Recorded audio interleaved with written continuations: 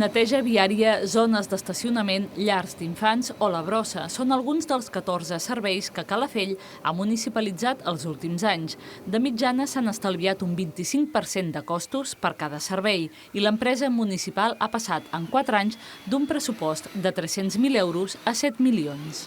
A més de l'estalvi, jo crec que és molt important remarcar que la qualitat del servei pot millorar molt.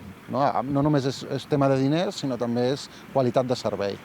L'any que ve s'acaba la concessió privada de la gestió de l'aigua de Calafell i estudiaran si poden assumir una gestió pública o mixta. Segons l'Associació de Municipis i Entitats per l'Aigua Pública, un 80% de la població catalana viu en municipis amb gestió privada de l'aigua, però és una tendència que s'està capgirant aquí i a les grans capitals europees. L'aigua és un dret humà reconegut per les Nacions Unides com a tal.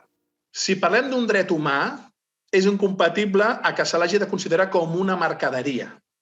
I és per això que nosaltres diem que el debat no és si és més eficaç, més sostenible, més eficient, és que en tant que dret humà ha d'estar pilotat des de l'esfera pública. Reus és un exemple de ciutat que des del 1989 ha apostat per un servei propi de captació, tractament i distribució de l'aigua, una gestió integrada dins de Reus Serveis Municipals, i ara han constituït Reus Energia, una empresa municipal de comercialització elèctrica amb diverses fases d'implantació.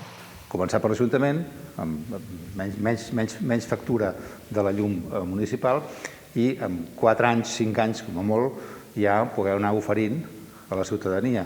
I, per altra banda, també actuar, per exemple, en situacions com la de pobresa energètica, persones desfavorides. L'objectiu de Reus és fer un canvi de model energètic de cara al 2030.